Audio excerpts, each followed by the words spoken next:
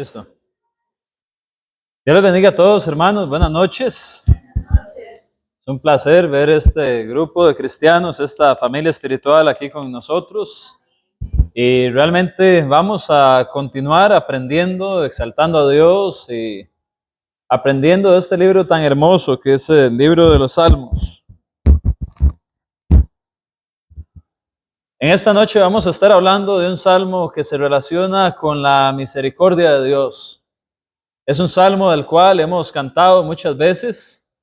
Es un salmo del cual hay muchísimo que aprender. Y es un salmo en el cual David busca la misericordia del Señor en medio de la persecución de algunos de sus enemigos. Cuando nosotros vemos los libros de Samuel, los libros de Reyes, podemos ver cómo David en muchos días pasó por persecuciones, por dificultades, por momentos en los cuales habían personas no solamente procurando su mal, hablando mal contra él, sino también buscando su muerte. Y cuando una persona llega a este tipo de condiciones, pues obviamente lo mejor que puede hacer es buscar de Dios. No es lo mismo leerse una página en unos minutos que pasar por esos días que David pasó. No es lo mismo avanzar 2 capítulos en los que van persiguiendo a David por X circunstancia que haber pasado esos minutos en dificultad sabiendo que la vida estaba en riesgo.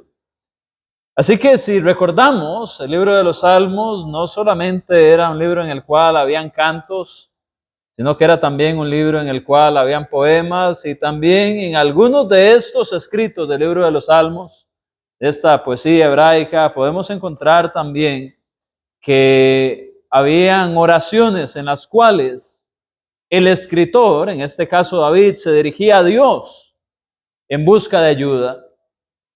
De hecho, el salmo que vamos a estar estudiando esta noche, muchos lo conocen como el salmo de la oración vespertina, precisamente por la forma en la que termina. Es decir, lo asocian con una oración que David estaba haciendo antes de dormir. Y quizás si yo le leyera el último versículo que dice, en el versículo número 8, que dice, en paz me acostaré y asimismo dormiré, porque solo tú, Jehová, me haces vivir confiado. Usted puede recordar que ha cantado este salmo antes. Debido a que David en este último versículo dice, en paz me acostaré y asimismo dormiré, pues muchos creen que era una oración que él iba a hacer prácticamente antes de dormirse en alguna de las ocasiones que estaba siendo perseguido. Y esto debe ponernos a reflexionar realmente, porque ahorita que entremos en el Salmo, vamos a ver que con respecto a la misericordia de Dios, el Salmo 4 nos dice muchas cosas con respecto no solamente a David, sino también a la confianza que él tenía en el Señor. Pero es interesante si nosotros nos ponemos a reflexionar en las oraciones que hacemos, en la forma en que nosotros llevamos esa vida devocional con Dios, ese acercamiento. Si nosotros escribiéramos nuestras oraciones, ¿qué tendríamos al final? ¿Serían estas oraciones que inspirarían a otros a buscar de Dios? ¿Serían oraciones que harían que otras personas encuentren algo espiritual detrás de esas palabras? No estoy diciendo que lo que usted escriba sería inspirado, pero vaya que sí, uno es una persona espiritual y escribiera sus oraciones, y la palabra de Cristo mora en nuestros corazones, como dice Colosenses 3:16, vaya que al final eso que se escribe debería de tener un poco de esa luz de Cristo, de esa luz de la palabra de Dios que lámpara en el camino, como dice el Salmo 119, 105, y debería de ser incluso de ayuda no solamente para nosotros, sino para otros. ¿Qué dirían otros de nuestra oración? ¿Sería algo que sirva de edificación para otros? Si nosotros reflexionáramos en nuestras oraciones, ciertamente siempre hay algo que mejorar, pero nuestras oraciones definitivamente dicen muchísimo de lo que hay en nuestro corazón también. Básicamente en este momento vamos a adentrarnos en el corazón de David. Obviamente lo escribe guiado por el Espíritu Santo, pero el Espíritu Santo siempre respetó los pensamientos de las personas, la forma de hablar, sus sentimientos, Y eso es algo que surge de lo más profundo de David. Así que vamos a aprender un poco acerca de la misericordia de Dios acá en el Salmo número 4. Quiero que leamos primero los versículos 1 y 2. Dice así: Respóndeme cuando clamo, oh Dios de mi justicia. Cuando estaba en angustia, tú me hiciste ensanchar. Ten misericordia de mí y oye mi oración. Hijos de los hombres, ¿hasta cuándo volveréis mi honra en infamia? Amaréis la vanidad y buscaréis la mentira. Lo primero que vamos a encontrar acá con respecto a la misericordia de Dios es que la misericordia de Dios se debe de solicitar en medio de las dificultades. Y esto es muchas veces todo lo opuesto a lo que nosotros hacemos. Casi siempre cuando estamos en una dificultad, buscamos cómo resolverlo nosotros primero y luego cuando ya no podemos, buscamos de Dios. Pero cuando vemos al salmista, él está elevando esto a Dios durante su prueba, durante su clamor. De hecho, cuando dice aquí, respóndeme cuando clamo, la palabra clamo o del verbo clamar, literalmente quiere decir llamar, llorar, emitir un sonido fuerte. Básicamente David desde lo más profundo de su corazón, en su desesperación, estaba buscando ayuda de Dios. Y cuando uno vuelve a ver en estas palabras, debe entender que ese es el camino que Dios quiere que nosotros sigamos. Tantas veces nos vemos en dificultades y queremos confiar en nuestra fuerza, en nuestra salud, en el yo puedo, en el ya he pasado por esto antes, pero de verdad que vale la pena recordar que siempre clamar a Dios es lo más sensato. Muchas veces nos vamos a ahorrar muchas dificultades cuando buscamos primeramente del Señor, pero debemos de clamar a Él, debemos de entregarlo desde el fondo del corazón. No sé si a ustedes les ha pasado, no hay que ser hipócrita, muchas veces yo he orado y casi que lo hago como en el inconsciente. A veces uno ora y va casi que repasando la oración del día anterior. Y pide por una dificultad, algo que está pasando y casi que igual que antes. Y esa es la forma en la que nosotros conversamos unos con otros, ¿no? Entonces, ¿por qué lo vamos a hacer con Dios? David viene y lo hace algo personal. Él abre su corazón delante de Dios y le clama. Como cuando un niño llora y estira los brazos a sus papás, que quiere que lo alce, que lo auxilie, que lo ayude. Ese niño está clamando por ayuda y lo saca desde lo más profundo de sí porque se entrega y confía en aquel que está clamando. Pero como nosotros muchas veces en medio de las dificultades subestimamos la oración. Vamos casi que repitiendo lo mismo, vamos casi que como si fuera algo que se produce en masa. La oración de ayer la repito hoy, la repito mañana, el día siguiente. No se vale. Qué aburrido sería todos los días que alguien venga y le converse las mismas palabras todo el tiempo y sin ni siquiera entregar emoción en ello. A veces es así nuestra oración. Y David acá nos da una gran lección en esto. Y podemos ver cuando él dice acá, cuando estaba en angustia, tú me hiciste ensanchar. Básicamente David acá en el versículo 1, después de entregar su corazón, llamar a Dios, abrir sus sentimientos y lo más profundo de sí, él está recordando momentos pasados que ya ha pasado con Dios. Y es que Dios ha estado ahí a lo largo de nuestra vida. Él hace llover sobre buenos y malos. Él está con sus hijos dando toda buena dádiva, todo don perfecto, todo aquello que hemos recibido y ha venido de Dios. Él nos lo ha dado, Él nos ha acompañado en diferentes tribulaciones, dificultades. Y Él lo que hace es, en esta dificultad presente, Él recuerda y está básicamente hablando con Dios. Le dice, cuando estaba en angustia, Tú me hiciste ensanchar en medio de aquella angustia. Dios le había hecho ensanchar, es decir, hacerse más amplio, sería una traducción literal. Y usted dice, bueno, ¿cómo yo me hago más amplio en medio de una angustia? Bueno, precisamente, cuando estamos en una angustia nos falta cómo llenar aquel espacio de esa situación que yo no puedo soportar por mí mismo. Dios nos hace tener longanimidad, esa capacidad de permanecer a través del tiempo y la situación cuando entregamos las cosas a Él. En el momento podemos sentir la angustia, no deja de ser angustia, pero vaya que Dios está ahí con nosotros. Él está trabajando y de repente empezamos a ver cómo llegan las bendiciones de Dios. Aquello que me faltaba, Dios lo provee. Aquel sentimiento que yo no podía experimentar, que yo decía, es que, ¿cómo me cuesta poder sentir este gozo que yo quisiera? Porque me absorbe la tristeza. Bueno, Dios lo empieza a dar a través de la iglesia, los hermanos, personas que ni siquiera son miembros de la iglesia. Dios los usa muchas veces para darnos ejemplo. Dios está ahí con nosotros usando todas las circunstancias a través de su providencia. Nos hace ensanchar, nos hace llenar aquello que nosotros no podemos llenar. David entendía que cuando en aquella situación estaba falto de, Dios fue el que lo amplió, el que lo hizo ensanchar, el que lo hizo crecer en aquello que tenía falta de. Dios lo completó, Dios lo llenó de aquello en medio de aquella angustia.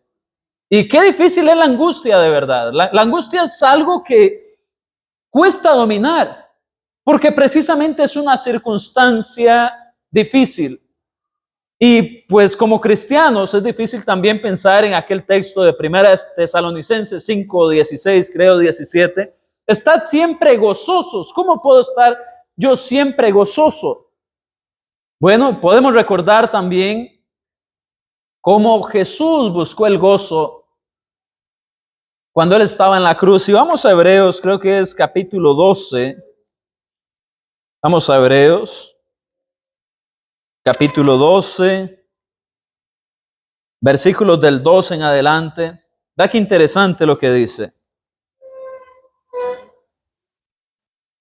Puesto los ojos en Jesús, el autor y consumador de la fe, el cual por el gozo puesto delante de Él, ¿qué hizo? Sufrió la cruz, menospreciando el oprobio, y se sentó a la diestra del trono de Dios. ¿Cómo se pudo haber sentido Jesús en la cruz? Estaba siendo humillado bajo la pena de muerte más vergonzosa para los enemigos del Imperio Romano. Nadie iba a una cruz para luego bajarse con vida. Definitivamente estaba entregado a la muerte. Aparte de que era su misión como Redentor. Él ya había orado antes al Padre que esa copa pasara de él, que aún así él iba a aceptar la voluntad del Padre. Él vio cómo todo se alineó para que terminara en aquella cruz y cumpliera lo que nos dice Isaías 53 con respecto al siervo sufriente de Dios. ¿Qué momento más angustioso que estar pasando los dolores de los clavos, de la corona, de los látigos, del pecado que él no cometió, cargándolo en sus hombros e incluso sintiendo que el Padre se separaba de él y por eso dice, Dios mío, ¿por qué me has abandonado? Imagínese esa relación por la eternidad entre Jesús y el Padre y el sentir que Dios le había abandonado. ¡Qué angustia tan grande! Aquí estaban en medio las emociones, estaba en medio el dolor físico, estaba en medio esa relación espiritual eterna con el Padre. ¡Qué angustia tan grande! Pero ¿cómo Jesús pasó a través de esa angustia? ¿Cómo Jesús pudo estar siempre gozoso, aún en medio de la cruz? El versículo 2 no lo dice en Hebreos 12. Él estaba viendo el gozo que estaba puesto delante de él. Después de aquello que él estaba viviendo en el presente, había gozo. Y porque tengo gozo allá, esto me hace soportar la condición presente. Así que tengo gozo en el presente en medio de la angustia. Y es que eso somos cristianos. Y como cristianos debemos de ser como el maestro. Ciertamente David no es idéntico a Jesús, pero vaya que sí, en una gran manera nos está dando una gran lección también de algo que Jesús también hizo. Cuando Jesús estuvo en esa angustia en la cruz, el Padre le dio ese gozo por delante, lo ensanchó, lo hizo mantenerse a través de esa situación. Y David, en medio de la persecución, pues podía decir algo igual. En medio de la angustia, Dios le había hecho ensanchar. La vida es la evidencia misma de que Dios nos ha ayudado. Y es que desde que nacemos tenemos todas las probabilidades en contra, hermanos y hermanas. ¿Ha usted considerado la fragilidad de un niño, de un bebé? Ve a los niños que están entre nosotros. Ellos dependen en todo. Ellos no tienen poder económico, no pueden tomar ni siquiera sus propias decisiones muchas veces. Su cuerpo es frágil, está en desarrollo. Muchas veces, aunque quisieran tener la madurez mental para entender algunas cosas, no pueden entenderlo porque van madurando. Dependen en todo. Y ahora véase usted en el presente. Usted fue un niño también. Usted tuvo un mes de nacido, 6 meses, 1 año, 2 años, 12 años. Puede andar en los 20, 30, 40, 50, algunos ya van por los 70. Y aquí está. En la vida Dios los ha ido haciendo ensanchar a lo largo de la vida, a lo largo de las décadas. Dios nos ha ido supliendo. ¿Por qué motivo entonces nosotros habríamos de dudar de este Dios que David recuerda en el pasado en medio de la angustia? En su angustia presente recuerda la angustia anterior y dice, Él me ayudó antes. En aquella angustia Él me había hecho ensanchar. Y por eso ahora está clamando a Dios. Y dice, ten misericordia de mí y oye mi oración. La misericordia de Dios es algo increíble. De hecho, la misericordia de Dios es la más perfecta de todas. Porque ¿qué es la misericordia?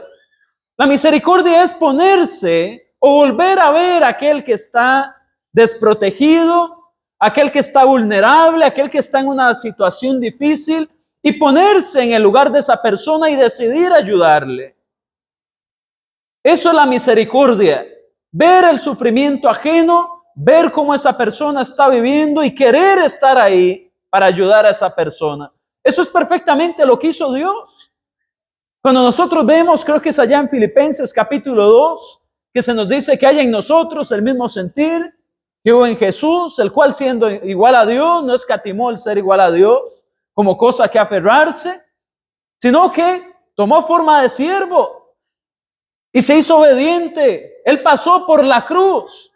¿Qué manera más grande de tener misericordia que siendo Dios mismo y tomando forma de siervo, forma de humano, estar en la sangre, en la carne, en los huesos y experimentar cada uno de los dolores y las tentaciones que nosotros tenemos? Ese es nuestro Dios. Estaba desde la eternidad en la gloria y dijo, voy a tomar forma de humano. Y tenemos al Hijo pasando por todas nuestras tribulaciones, por todas las tentaciones, por todos los dolores. Eso es misericordia. Dios se puso en el lugar nuestro y nos tendió la mano. Ahora a través de Jesús, todo aquel que en Él cree puede ser salvo. Juan 3:16. Oye mi oración, dice David. David quería que Dios lo volviera a ver. ¿Y cómo buscó de Él? A través de la oración. La oración es poderosa. Orad sin cesar, dice Pablo igual en 1 Tesalonicenses capítulo 5. ¿Por qué orar sin cesar? Bueno, claramente durante el día tenemos diferentes cosas que hacer. Pero, ¿qué quiere decir eso entonces? Orar tanto como se pueda. ¿Por qué? Porque esto marca una relación con Dios. Y tanto como nosotros oramos y pedimos, Dios también nos da. ¿Qué dice Juan capítulo 14, versículo 13? Vamos al texto.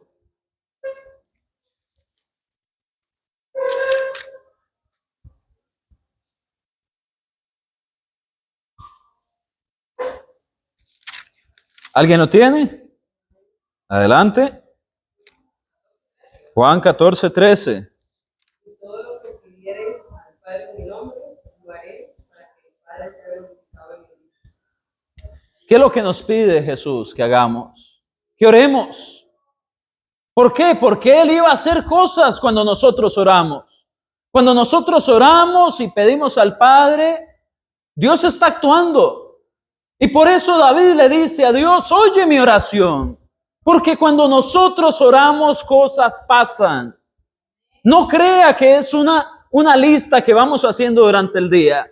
Oración de la mañana, oración del almuerzo, de la cena, hay el del café, por si acaso, y luego antes de dormir. No, esto marca una relación con Dios.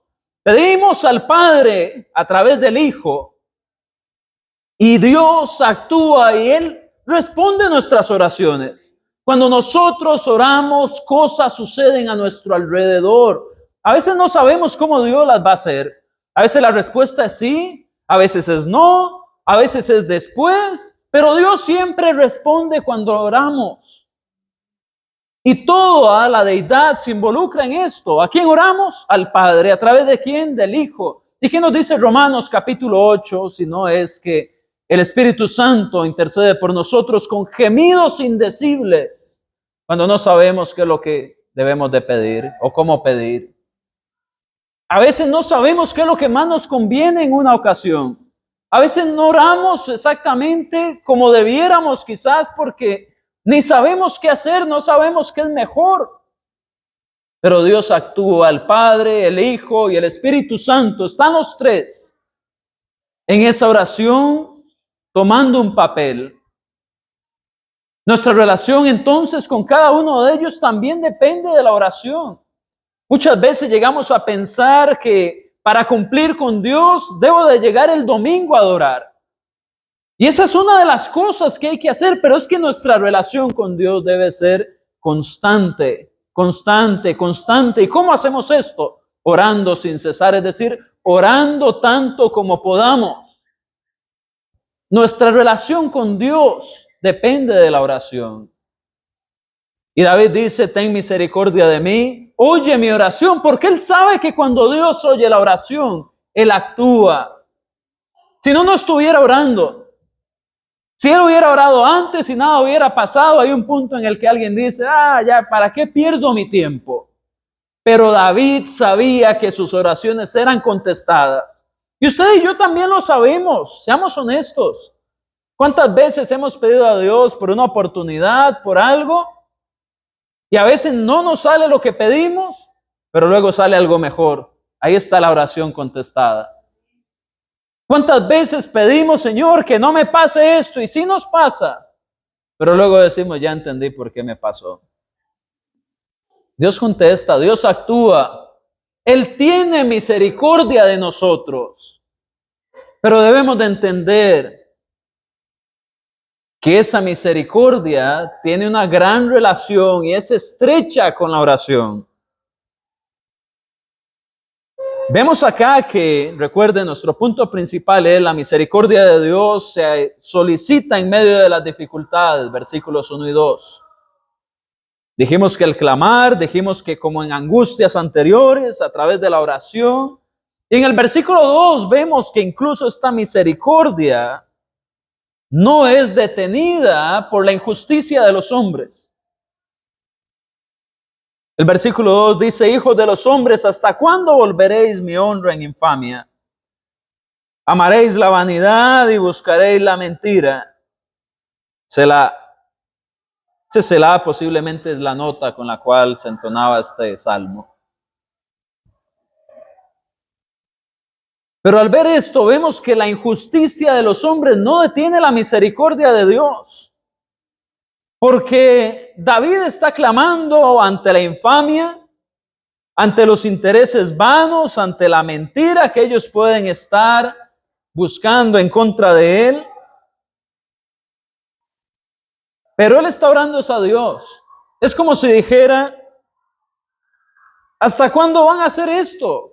Pero aún así yo busco la misericordia de Dios. ¿Para qué lo hacen? ¿Cuándo se van a cansar? Y aunque lo hagan, yo estoy buscando de Dios.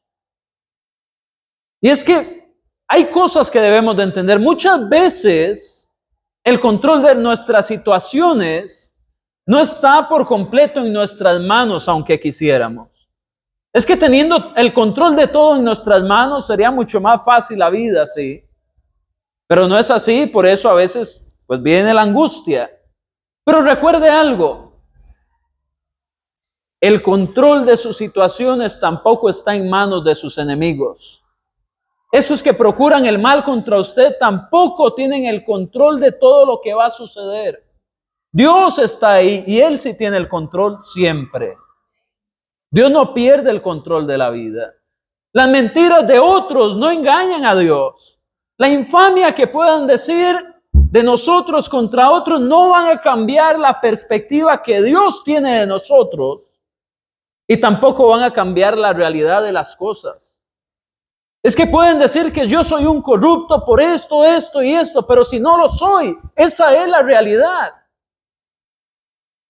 Lo que otro diga no va a cambiar la identidad de mi firmeza en Cristo.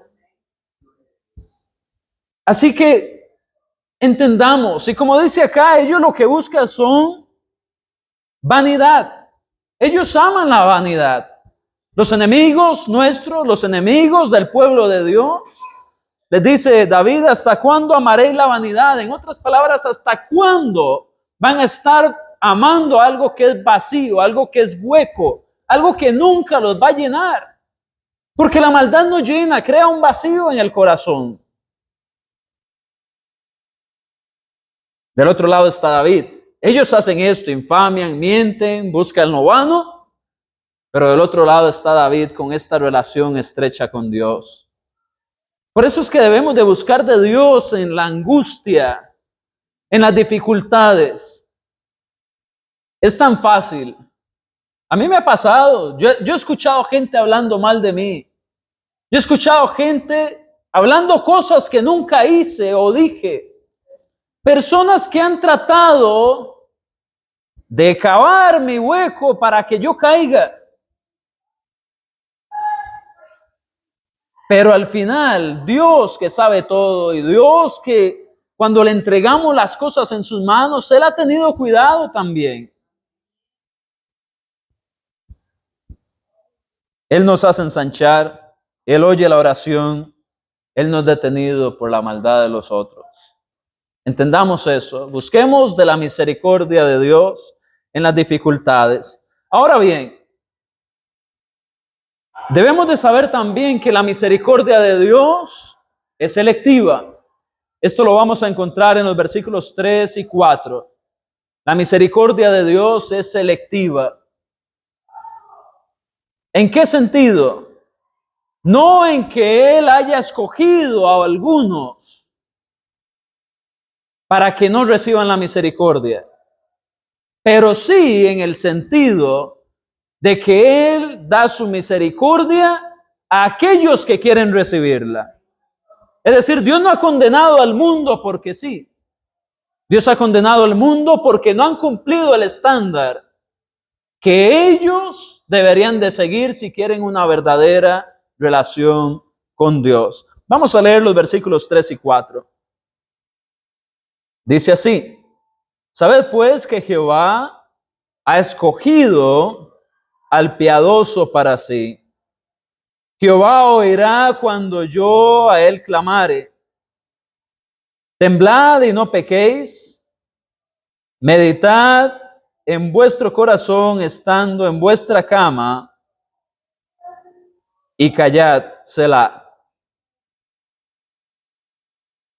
Podemos ver acá que la misericordia de Dios es selectiva. Para aquellos que son piadosos. Pregunto, ¿podemos ser todos piadosos? Sí, todos podemos ser piadosos. ¿Qué es ser piadoso? Buscador del bien. Es que Dios nos ha dado esa posibilidad de decidir entre el bien y el mal. Es parte de su justicia. Y tenemos un Dios justo. Un Dios misericordioso. Lo que pasa es que a veces no queremos ni esa justicia, ni esa misericordia, y por eso dejamos de ser piadosos. Pero podemos ser piadosos. ¿Quién puede leer, por favor, Éxodo capítulo 11, versículo 17? Éxodo 11, 17, sí. Por eso digo yo que ese no lo vamos a leer. Vamos a ver si es el 7.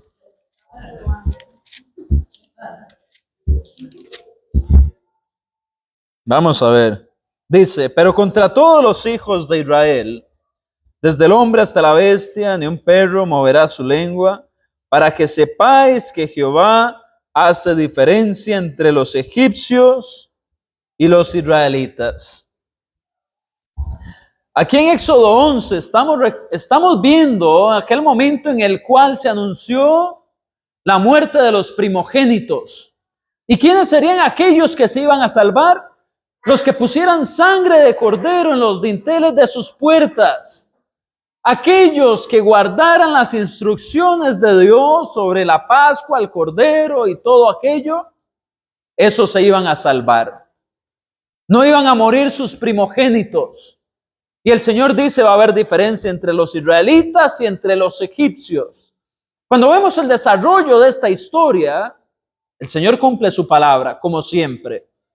No hay ni una tilde, ni una coma que Dios no haya cumplido jamás de su palabra. Él todo lo cumple. Y cuando viene el momento, cuando viene aquella muerte buscando a través de las casas donde estaba la sangre o no del cordero, ¿quiénes se salvaron? Los piadosos, los que hicieron la voluntad de Dios, los que buscaron el bien. Los demás tuvieron que sufrir un llanto amargo por no haber sido obedientes.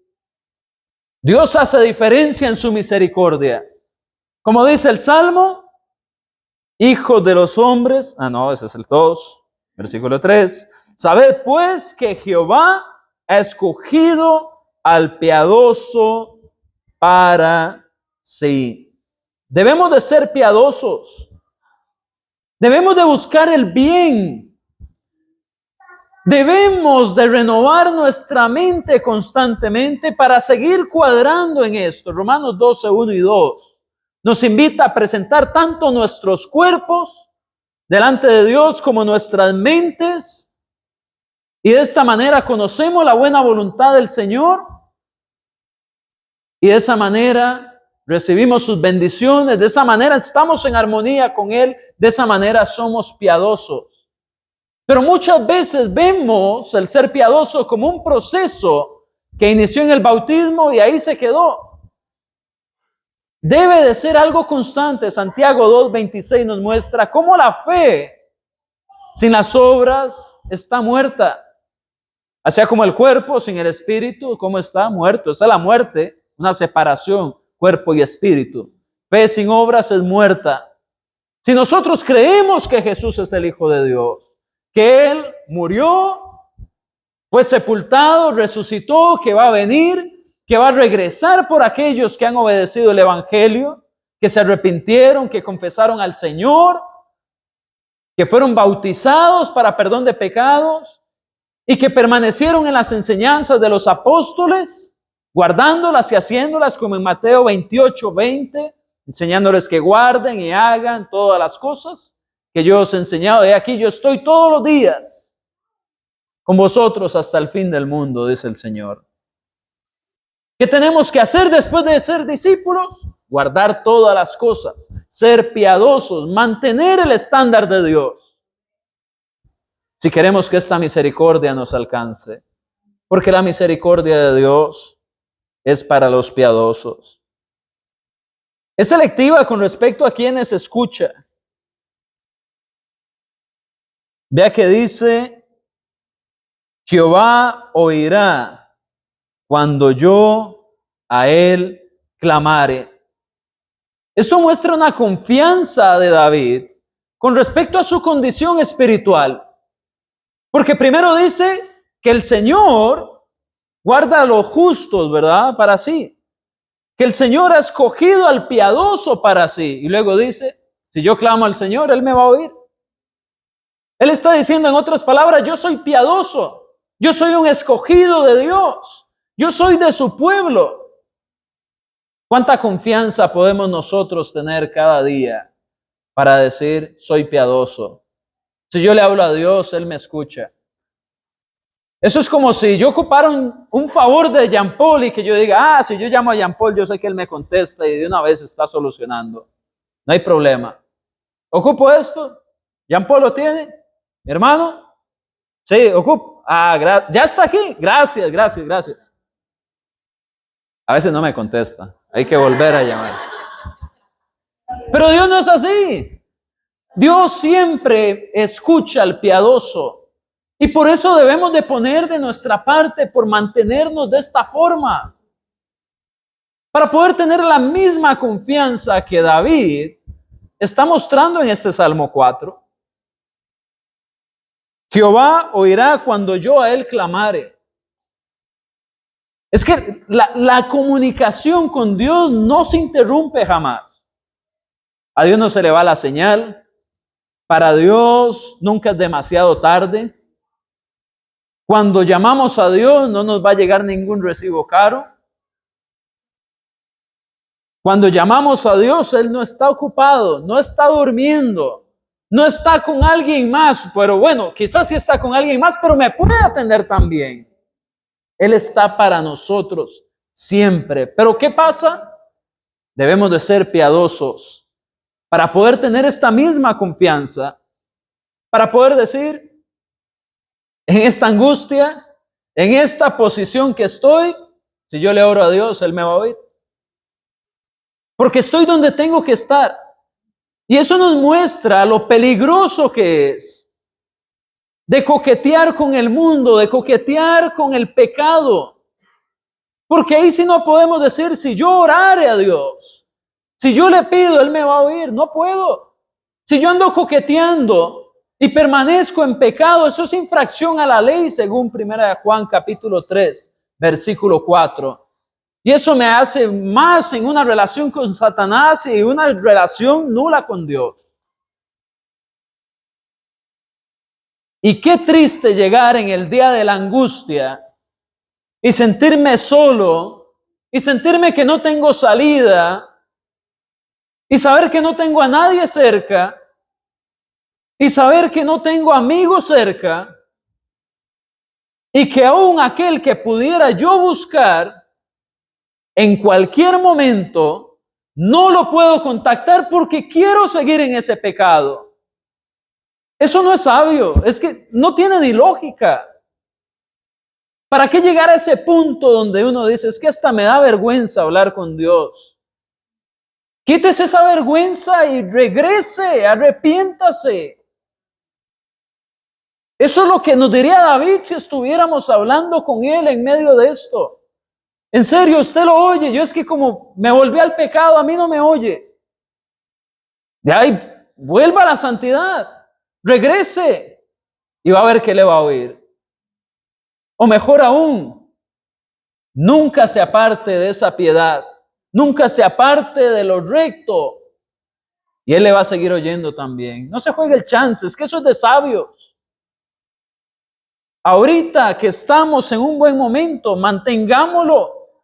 No nos dejemos enfriar. No nos dejemos debilitar. Este año está comenzando, hermanos.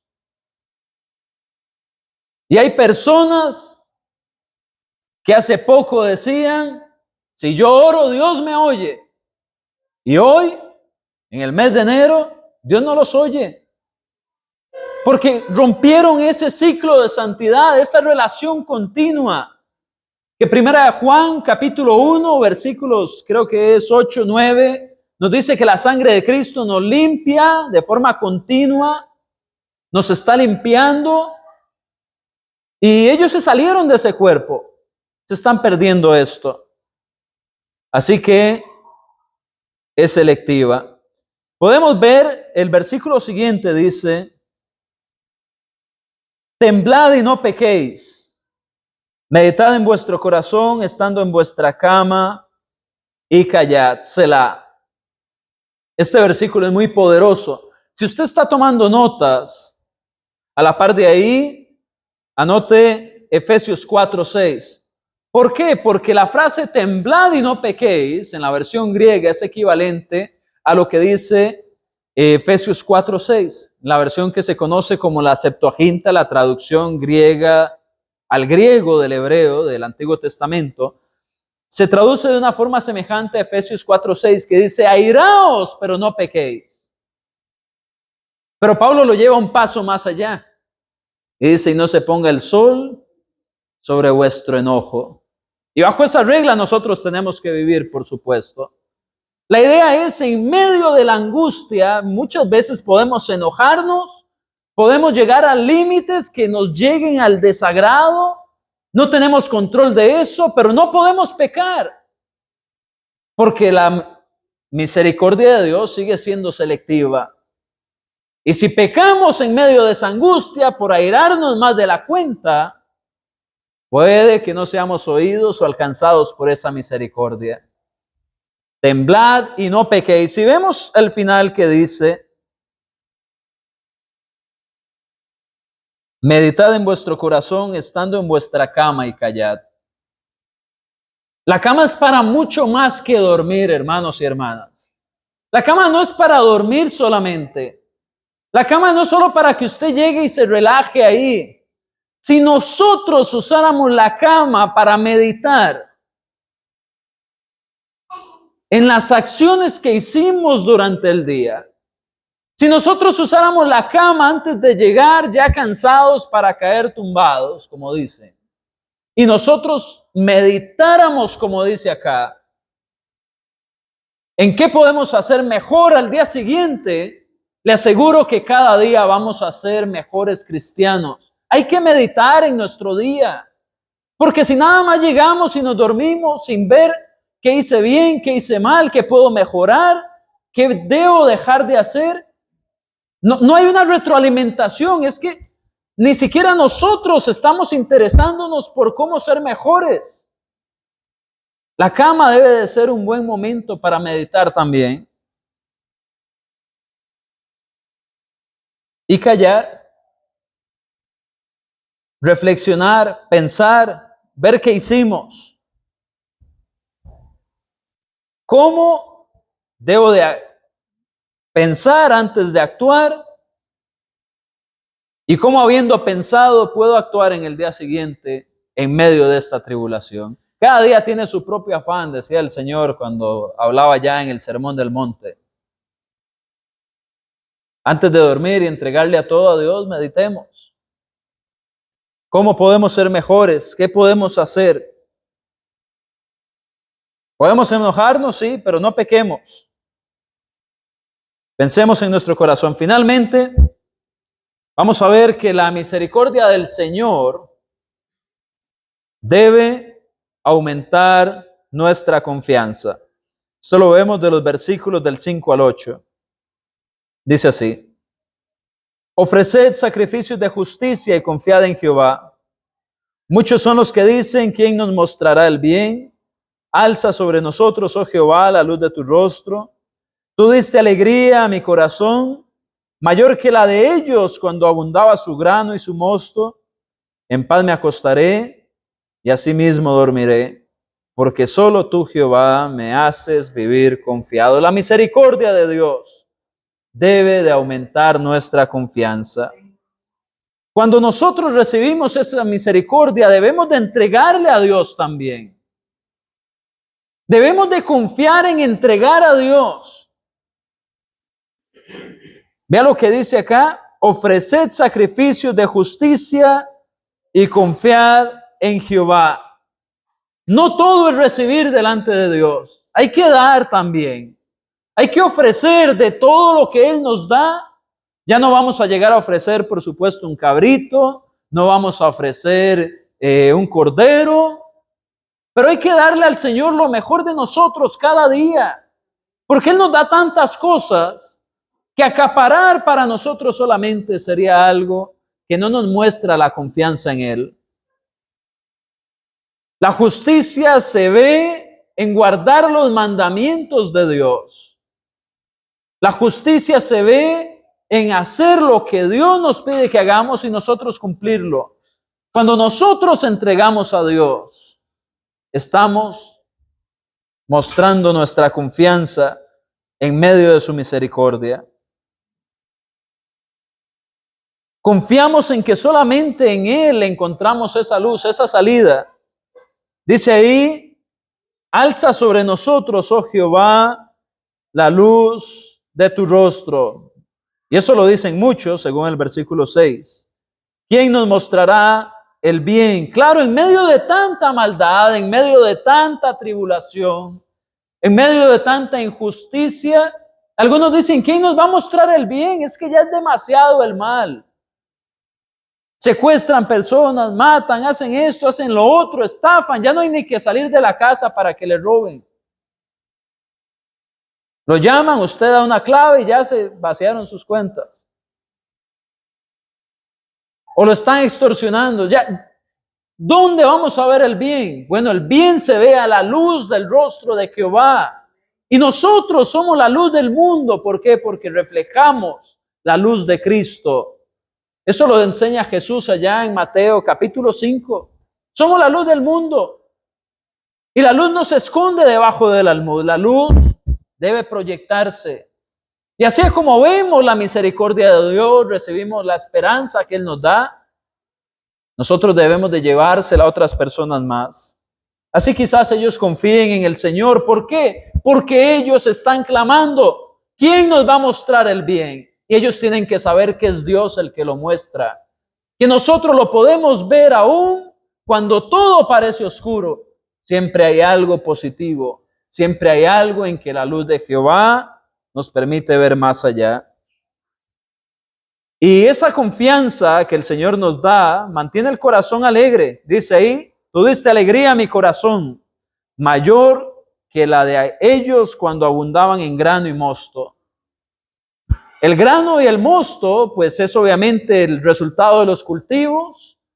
El mosto es la abundancia del jugo de uva que era tan preciado en aquel momento. Y eso producía mucha alegría. Imagínense un granero lleno de esta abundancia de tomar y comer. Usted tiene garantizado para su familia. Pero David, el salmista, está diciendo, usted me dio más alegría que ellos. Cuando tenían toda esa abundancia. Podemos tener más alegría que los que tienen el carro del año, el más caro. Que el que tiene la casa nueva de 7 pisos, un edificio quizás, no sé. Hasta tiene para alquilarle a otros. Pero muchos de ellos no tienen la luz del Señor para esa alegría que necesitan. Y David dice, tú diste alegría a mi corazón. ¿Cuántos podemos decir eso hoy? Dios nos da esa alegría. Dios nos da ese gozo. Por eso podemos estar siempre gozosos. Y finalmente, esta confianza nos da reposo. Dice, en paz me acostaré y asimismo dormiré. Porque solo tú, Jehová, me haces vivir confiado. Si está tomando notas, por favor, no vamos a ir, pero lo puede anotar. Proverbios 1:33 y Salmo 3:5. Y para mí esta es la lección, bueno, todo el Salmo es importante, pero esta lección del versículo 8 nos muestra verdaderamente esa confianza que muestra la misericordia de Dios en nuestra vida. En paz me acostaré y asimismo dormiré, porque solo tú, Jehová, me haces vivir confiado. Es que veamos lo que acababa de decir David, que estaba en angustia, que había muchos mintiendo contra él, buscaban lo vano, lo querían injuriar, que se puede llegar al punto de airarse en medio de esta angustia y que hay que cuidarse de no pecar, que muchos ni siquiera ven el bien alrededor, pero él aún así dice, pero yo me voy a acostar y voy a estar tranquilo, porque Dios está conmigo. Me voy a acostar en paz, así voy a dormir. En el Señor puedo estar confiado. Estoy en medio de esta tribulación, acabo de orar, no sé cuál es la respuesta, pero duermo confiado.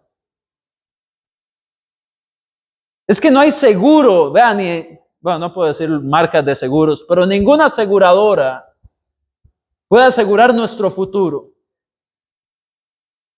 Ninguna. Pero el Señor, ese sí. Es más, nos puede asegurar la eternidad. Vayamos confiados hoy a la cama, hermanos. Tenemos al Señor. Durmamos, descansemos. El Señor está con nosotros, somos su pueblo. Todos los que estamos acá somos parte del reino.